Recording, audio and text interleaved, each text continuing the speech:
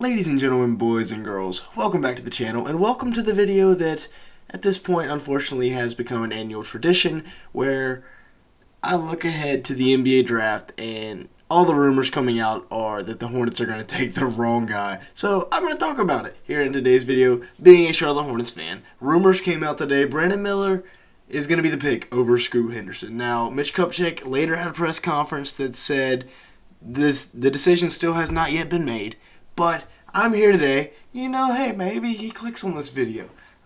There's about a negative 5% chance that happens, but I think we got to go get Scoot to go along with Melo, Miles, and Mark Williams. That would be almost too good to be true for us Charlotte Hornets fans. So I'm going to be talking about that all throughout today's video. Make sure to like button, leave me a comment down below, and hit the subscribe button.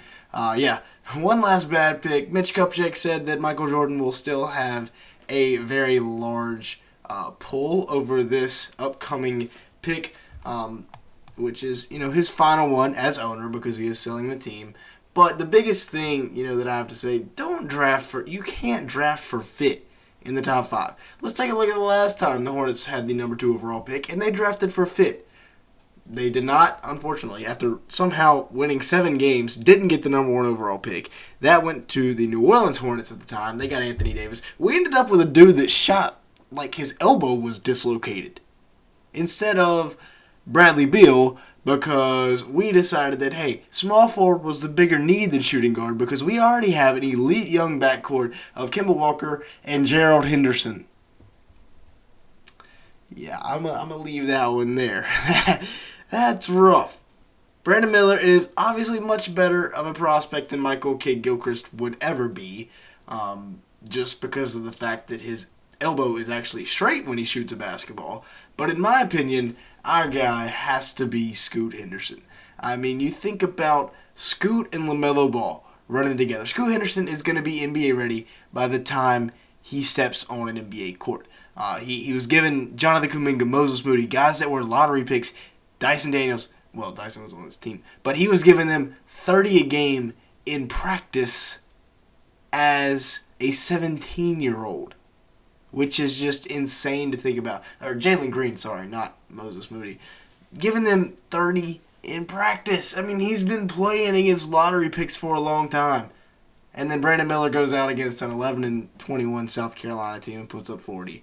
That's his career highlight at Alabama. Other than the biggest assist of all time. If you know, you know. So, in my opinion, Scoot's the guy. I mean, you talk about Scoot and LaMelo running the point, passing to each. It's always great when you have 2 point guards dishing out to the 7'2" in Mark Williams. You got Terry Rozier, Gordon Hayward can knock down the long ball, Kelly Oubre, PJ, Miles can even knock it down a little bit, but you're going to be looking up top for Miles. And then they're also looking for each other. I think that Melo, Miles, Scoot, and Mark, that's box office right there.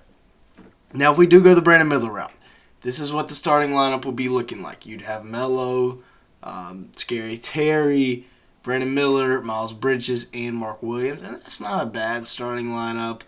He is more of an NBA prototypical prospect these days. At 6'9", and can score from all 3 levels. However, there have been some off-the-court issues, and I feel like Scoot is he's much more NBA ready. There is so much of a higher floor for Scoot, and we cannot afford to miss this draft pick. LaMelo could be on the way out if we miss on this draft pick. That's how big. He has said he wants to re-sign here in Charlotte. He's liking it, but we cannot miss. If Brandon Miller does flop and we end up picking him, that might be the end of the LaMelo Ball era in Charlotte. Now, there have been some trade rumors flying around with the New Orleans Pelicans concerning Zion and Brandon Ingram. I feel as if these hold very little weight. It does not look like either one of those guys will be coming to Charlotte. Zion, there's essentially no chance the Pelicans trade him or Ingram. There's even less of a chance they trade Ingram. As nice as it would be, and I'd trade the number 2 pick for either of these guys in an instant because either of these guys make us, playoff contenders, whereas the number 2 overall pick, whoever it is, could make us play-in contenders at best. Now, getting Miles back will help. But the free agency moves we have to make this season, P.J. Washington, Kelly Oubre, Dennis Smith Jr. are all free agents, and I would like to see them all back. I think we have around $30 million or so in cap. I'd like to see all three of these guys back. If we need to, say goodbye to Gordon Hayward, attach a couple of picks to him, dangling him out in front of a younger team that can take on his cap space, like maybe the San Antonio Spurs. I'd like to see all three of these guys back, if at all possible. Dennis was a great backup point guard. Kelly averaged 28 game for us this year, and then PJ stepped up as well. Very versatile guy at the power forward spot. Now, if we were to trade up, and I would actually like to trade up, we have number 27, number 34, number 39, and number 41, I believe, are our 4 other picks, other than number 2 overall. So, lots of draft capital for the Hornets in this year's draft. I would love to see us package, if we have to package all 4 of them, I don't care. Send them to, like, Brooklyn for one of their picks, or send a young player to Brooklyn, or send, to Houston. Let Houston trade back, acquire more draft capital.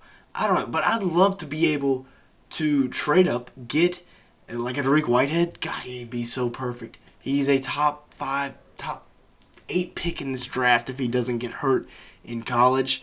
And then Olivier Maxence Prosper from Marquette, elite defender. We need one of those. Same thing with Leonard Miller, elite defender. We need one of those. At 6'10", can guard basically 3 through 5, and that's very, very good versatility. But yeah, I just think Scoot's got to be the guy. I mean, I said box office before, and yeah, that's essentially what this is. I mean, LaMelo and Scoot throwing lobs to each other, and also throwing lobs to Miles and Mark, and you can stagger the minutes. One of them is on the court at all times. Or another insanely athletic dude in Dennis Smith Jr., who is rumored to have 2 ACLs in his left knee, will come in off the bench and, provide even more athleticism. This right here is a lineup that, if Gordon Hayward stays healthy and can give you his 15 or so a game, Mark Williams protecting the rim, Miles back to his 28-game self, Melo averaging 23 or 4 a game, and then, Scoot, if he can give you anywhere between 12 to 15 points a game as a rookie, I think this is a lineup that gets you into the play-in game, especially when you look at the bench. I mean, heck, this was our starting lineup for half the season this year, with Dennis, Cody Martin, Kelly Oubre, PJ, and Nick Richards. That is a very good bench. People might not think it, but Kelly Oubre, really, really good 6-man. Dennis Smith is an elite backup point guard in the NBA at this point as, an elite defender. We just saw what Cody Martin's brother did in the NBA Eastern Conference Finals. Nick Richards can protect the rim and can finish at the rim, can control the paint very well. And then P.J. Washington's a guy that is extremely versatile defensively and offensively, averaged 15 a game last year. Very underrated bench, if that is the case for the Hornets this year. Like I said, I hope we can bring back Dennis, Kelly, and P.J., although I have a feeling one of them's going to end up walking. And then you also have even more young guys. J.T. Thor, not even pictured here, but you have James Bouknight, a former lottery pick just 2 seasons ago. Bryce McGowan's a guy that showed a lot of potential as a rookie. And then you also have Kai Jones, who I had, as a lottery pick in his draft class. He ended up falling at 19. The Hornets traded up to get him. I thought it was a great pick. It has not panned out so far, but hopefully in the future, he's still oozing with potential. I feel like that'd be, a guy that could come on in a couple of years maybe. Or maybe even this year. Maybe this is a breakout year. But with that being said, that's going to be it for today's video. I really hope the Hornets take Scoot. Let me know your thoughts down in the comments below, though. Make sure to like button and hit the subscribe button if you did enjoy today's video at any point. Turn on the post notifications if you want to see more NBA offseason content. And with all that being said, thank you so much for watching today's video.